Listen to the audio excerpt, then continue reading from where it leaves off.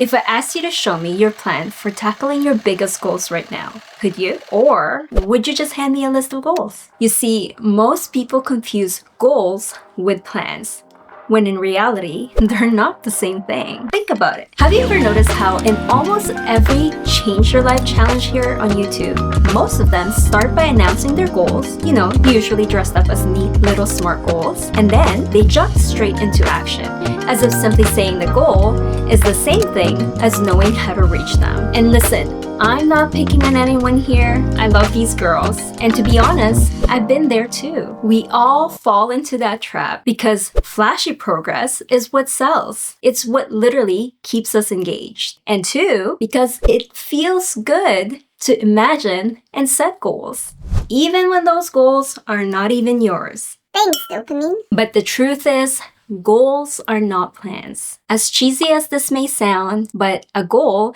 is only pointing you to the destination. But a real plan, that's the vehicle that actually takes you there. In other words, if you want to achieve your goals, you need a plan that you can actually follow along. But the problem with that is that we're taught all the rules of planning, but no one really shows us what planning actually looks like in action. And that's where this video comes in. Because today, I'll show you not just how to set your goals, but also how to turn them into a roadmap that you can use step by step. And since I'm doing this 1 Year Life challenge with you, I'll take you behind the scenes to show you exactly how I'm planning to recreate my dream life.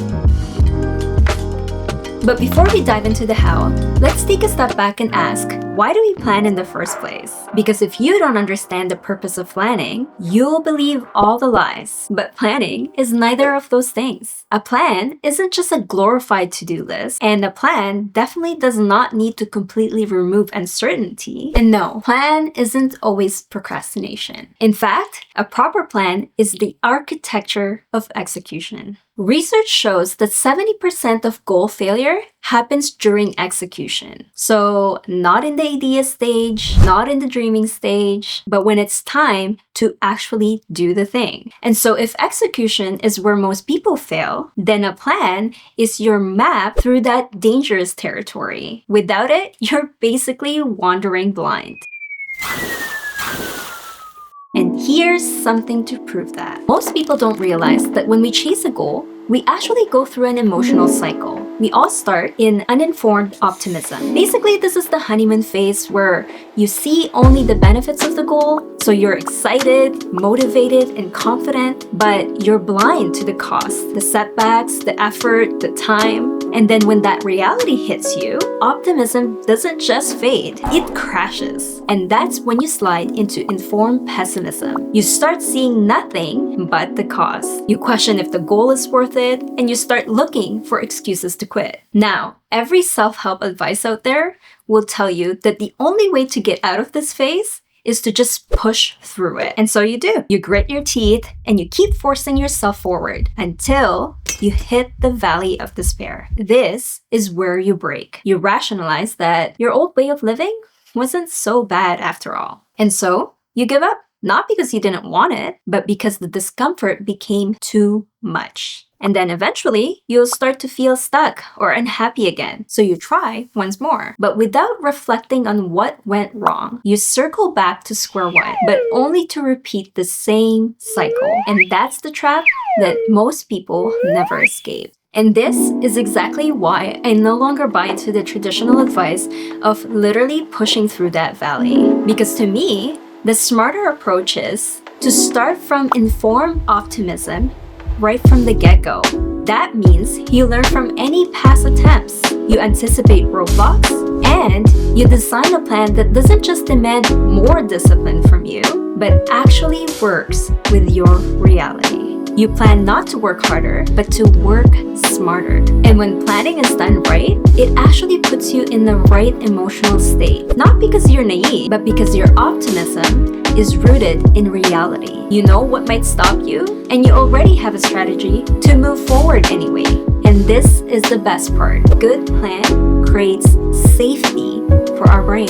When our brain feels safe, fear and self-sabotage loses its grip on us. Your brain finally starts working with you instead of against you. So at its core, that's the true purpose of planning. It's the process of closing the gap between your current self and the future you're trying to become. You've probably heard the claim that planning is just procrastination in disguise. Sometimes it is, but treating as if all planning is just procrastination is just swinging to the opposite of extreme. Both extremes lead to the same result: no follow through. So the real question is, how do you know if you're procrastinating or actually planning? So here are the clues. You know you're procrastinating when your plan is trying to erase all of the uncertainty just to feel safe, whereas proper planning accepts that uncertainty will happen. You know you're procrastinating when you're obsessively hunting for the perfect tool, template, systems, or habits. You get the point. Whereas proper planning draws on your own knowledge and experience. Tools are just secondary. Also, you're procrastinating if you refuse to start until the plan is flawless. But plans evolve as you act, and it's something that you need to adjust. You also know you're procrastinating when you want to map every detail from start to finish, when in reality, all you need to know is the starting point and when you want the results. You're also procrastinating when you're constantly just rewriting your goals or buying new planners as a way to actually avoid the discomfort of acting. Whereas proper planning is time-bound. In fact, I would argue that real planning can actually get uncomfortable because you're having to face your past mistakes and learn from it. You're procrastinating when you're just daydreaming about the outcomes and not the actions. Whereas you're planning when your vision is translating into specific executable actions. Last but not least, you're procrastinating when your goals are in fantasy mode. Whereas true planning roots your goal into reality. So, the bottom line is, if it comforts you but keeps you still, that's procrastination. Whereas planning gives you some sort of comfort because it gives you clarity, direction, and reduces the friction for you. And this means you're ready to act. So, did you recognize yourself in any of that list? No shame needed, because I made that list based on myself. That was me, literally, all of them. And lucky for you, you get to benefit from my insanity. You're welcome. So here's the big question. What plans do we actually need to have in place to be fully ready? Well, proper planning means clarity on 3 levels: the outcome, the actions, and the system. To make sure we cover each level, we'll use my enough planning method. And we're already off to a strong start because in episode 1, we made sure our goals were anchored to our values. And in episode 2, we tied them to our identity. And now in episode 3, we're going to build the bridge to tie them all together. And we'll do that by following 9 steps of the enough planning method, with step 1 done and dusted. So grab your notebooks, your pens, and your planners, and your drink of choice. I was thirsty because we're about to get serious with planning. Here's another area where most people skip ahead. Everybody tells you to make SMART goals. But before you can get specific, know what to measure, what kind of timelines to have, you first need to know how much knowledge do you actually have about that goal. Why? Because you can't plan for what you don't understand. And no, you don't need a PhD degree or to be so experienced about this topic. You just need 5 essential knowledge about your goal. And here are the 5 types of knowledge. See, you're not just researching here. What you're doing is you're actually allowing your brain to pre-live that goal. You're testing, can I realistically see myself doing what this goal requires me to do? If not, maybe this goal isn't the right fit for you. Or maybe it just needs adjusting before you waste months pursuing it. And this is why I don't recommend skipping this step or outsourcing it to ChatGPT. Like, yes, you can use AI to speed up your research, but you need to absorb this information for yourself. You can't just ask it to tell you what to do, because this is where your brain builds that mental pathway to believe that you can actually do this. And that belief is what's going to help you not abandon your goal later on. And once you've done the knowledge check, Now it's time to use all that knowledge and personalize it. And if you've already done the reality check section from the journal in episode 1, then you're already halfway there. Because most of the work of personalizing a goal is really figuring out how it actually fits into your current life. And by doing that reflection, you've already built a clearer picture of where your goals belong in your schedule. Now, if you're setting goals for the year, chances are you have more than one. So instead of trying to juggle everything all at once, personalize your plan by thinking in seasons. Just like how I showed you at the start of this life experiment series. Once you've mapped out your seasons, you can start sorting your goals into each one by asking yourself these questions.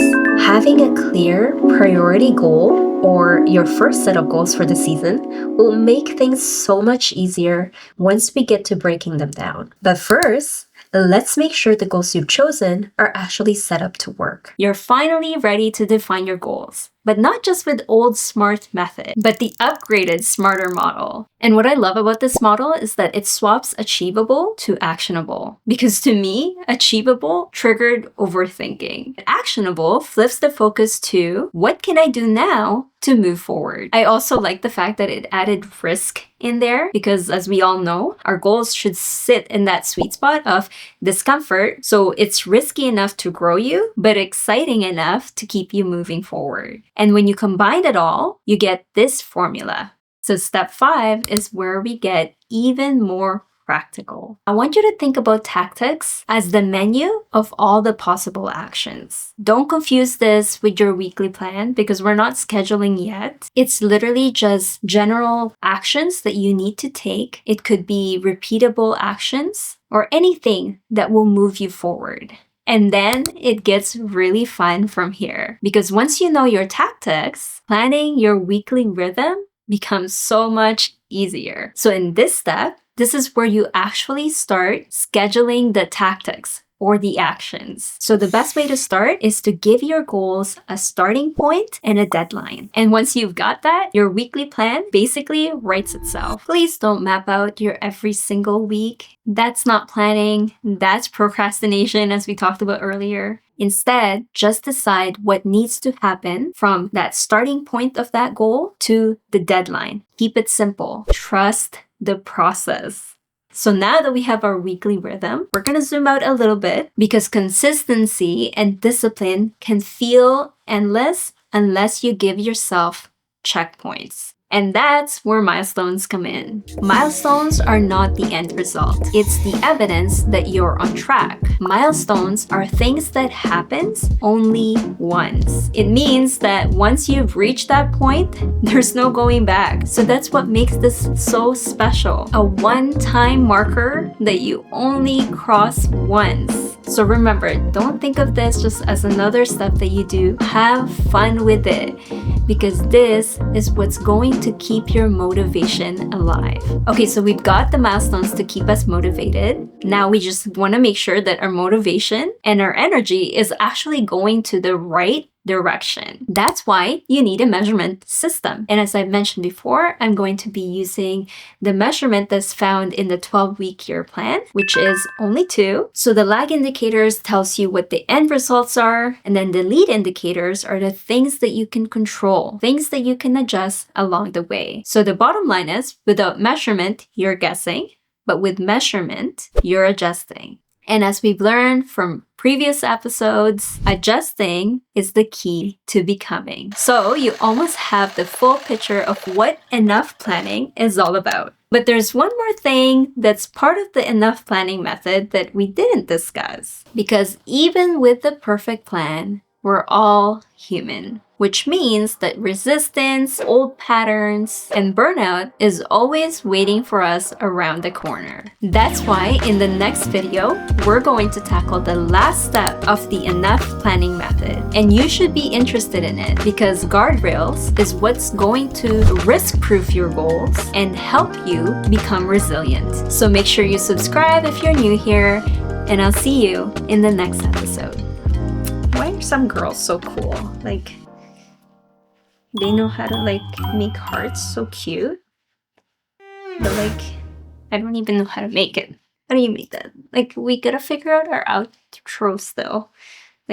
How do I do it? Or like the Koreans, like they're so cute. Like heart? Yeah. Does that look cute? I don't know. No. Yeah, maybe. Yeah? I don't know. Okay. Bye guys.